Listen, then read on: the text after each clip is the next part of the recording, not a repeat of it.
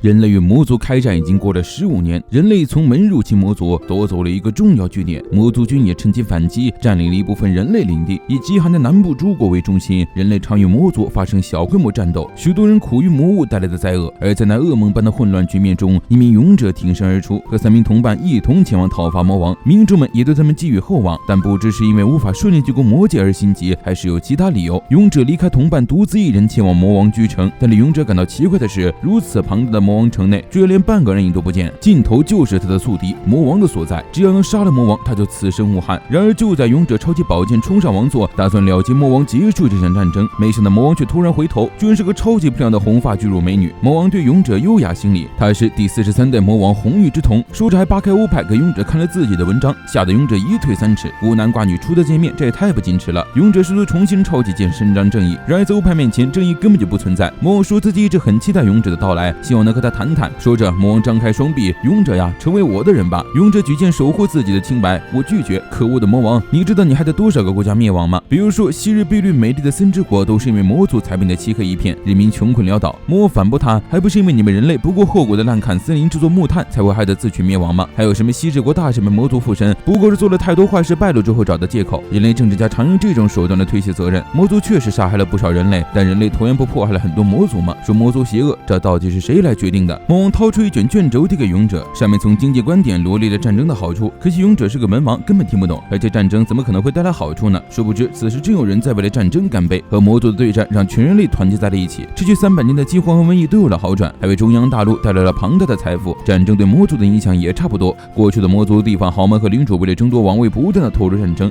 现在魔王的号令之下团结一致。在这种层面上，战争改变了人类和魔族，人类又何尝不想结束战斗？但是对于极寒之地南方的国家来说，不适宜发展农业的他们想要获得中央的庞大资金援助，战争就必须继续。中央诸国应向战争陷入困境的南方诸国捐款，南方诸国得以维持生计，而中央诸国以此换取了和平。魔王递给了勇者一盏可以再现守视者心境的灯，于是勇者的记忆再现。中央贵族们夜夜举办歌舞，彻夜不息的灯光，丰盛的大餐，简直就像没有战争这回事。但讽刺的是，就是因为有战争，他们才能过着这样的生活。如果战争结束，世界和平，没有如此庞大的消费，中央大陆的产业将受到沉重的打击，然后出现大量人口失业、粮食不足等问题，紧接着便是数万人的死亡。虽然因为战争，没有粮食的国家才能得到粮食，但是粮食的产量并没有增加，世界各地仍然有人在饿死。要是没有战争，将会出现几十万完全不懂任何生计的孩子。勇者完全无法接受，这就是事实。一旦战争结束，不论输赢，人类都会走向灭亡，所以他们才不会出动军队，只是把勇者派来。不管哪方胜利，胜利者都将输的国家人民当作奴隶争夺殖民地。许多世界就是这么毁灭的。魔王拿起魔灯，展现的却是他心中的绿水青山。他一直都很想知道战争另一头有怎样的世界。魔王再次向勇者发出邀请，为了寻找他期望中的未见之物，成为他的双眼、他的明灯以及他的剑。就算是欧派美少女，也不能动摇勇者坚定的信念。按照传说，这种谈判应该拿出一半世界来才行。但即便如此，人类和魔族的矛盾也不会有所化解。于是魔王表示，虽然这个不行，但有样东西他可以全部给勇者，那就是他自己。但同时，他也要勇者的全部。此话一出，纯情处男椅子都摔了。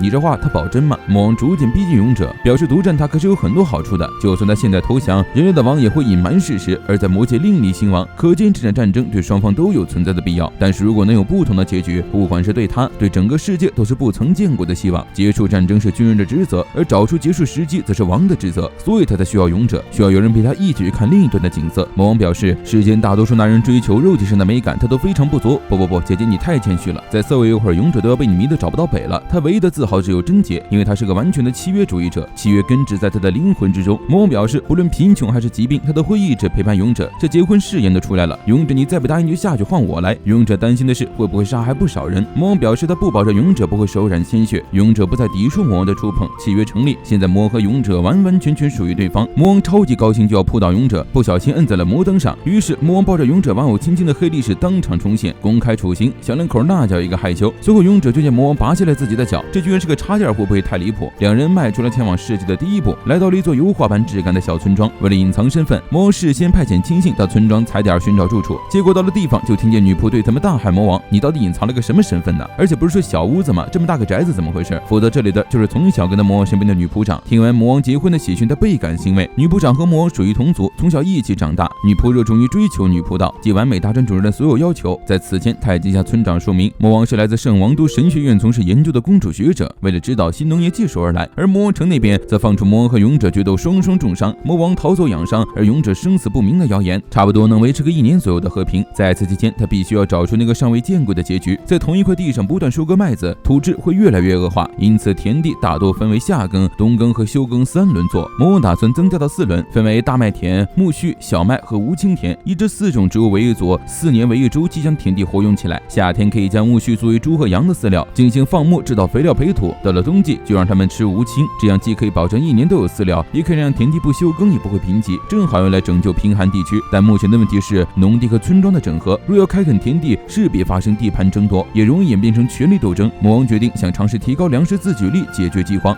但他和村长的交涉却非常的不顺利。晚上，魔王让勇者来自己身边坐下，然后扭扭捏捏的表示想要勇者的膝枕缓解疲劳。结果勇者还真的不客气的枕上去了。这都是结婚的人了，这么害羞干什么？这么爽快都给魔王整不会了。2情侣甜甜蜜蜜，气氛正好，眼看都准备亲上了。屋外突然传来一阵马嘶声，勇者超级间跑到马厩查看，干草堆里居然跑出来一堆奴隶母女。周边村子分属不同的系统权利，有奴隶制度也很正常。不过到了近前仔细一看，发现他们并不是奴隶，而是农奴。农奴和奴隶不一样，他们被允许拥有个人财产，并持有房产和农具，但是没有选择职业和移居的权利，是庄园劳动的苦力。农奴私自逃走是重罪，按照惯例应该立即通报等人领走。勇者觉得这样太苛刻了，但女部长认为无法抓住自己命运的人好比蝼蚁，不能因为这种事导致他们在村内声望受损。女部长正准备抓捕2人，魔王突然开口说等到明天早上再处理，让女部长去准备食物和衣服。女人吃饱之后鼓足勇气，恳求魔王暂时不要通报他们。女部长毫不留情地斥责女人，连西洋的衣服和鞋都没有，身无分文，他们打算去街上乞讨吗？女孩突然一把护住母亲，就算是乞讨，他们也想要活下去，逃到首都2个人一起生活。女部长嘲笑他们在说什么梦话，潜入他人的宅邸，蒙受他人的好意，却还得给他们食物的人因他们的逃亡而陷入不利，这就是农奴的做法吗？无法掌握自己命运的人与蝼蚁无异，甘愿活得像蝼蚁一样的人都不配称之为人。女人突然明白了什么，她老老实实的向魔王和勇者道歉，跪求女部长能将他们变成人类。果然女部长就是嘴硬心软，她希望魔王能雇佣母子作为宅邸的女仆。她是讨厌蝼蚁，但没说讨厌女仆，于是母女俩就以女仆的身份留在了家里。小女仆就给勇者送午饭，说魔王姐姐教了她很多东西，她也想要增加好多食物，让大家不再吵架，一直幸福的生活下去。勇者有些沮丧，总觉得自己什么都没干。小女仆看向身后巨大的野猪，什么都没干。勇者说自己脑子不灵光，种田养殖什么都不行，只能当个剑术老师。虽然口口声声说着和平，但是和平是什么？和平了以后该做什么？从来没有考虑过。魔王正在宅邸里开小课堂教书。根据南方诸国目前的经济状况来看，人类一方靠常备军和佣兵来维持战线是非常困难的。至于圣剑盘远征军则是例外。圣剑远征军是由中央大陆的危机会议组建，以歼灭邪恶的魔族为己任的远征军团，15年间结成2次，摧毁了魔族2个重要的城市，但是还没能夺取魔王所在的都城。就算是远征军，除去对战魔族的热情，最重要的还要靠经济支援。没有经济，社会与战争都无法运作，因为人类是没有食物就会饿死的生物。然而魔王现在的学生全都是一群何不食肉糜的贵族，根本没有尝试过挨饿的滋味，对此并不认同魔王的观点。魔王也非常头痛，为什么他会提出教育这种东西？人类的小孩根本讲不通道理，气得魔王要把他们都变成青蛙。之后勇者送魔王到村庄家教学，魔王借口冷，非要勇者搂着他。不得不说，权势这种东西真的很好用。他在说贵族子弟作为学生后获得了不少声望，因此新的农耕法也开始被农民接受。实验正在稳步进行中。魔王表示到了明天就有结果了，因为他的手上有秘密武器。说着，魔王给勇者看手中的箱子，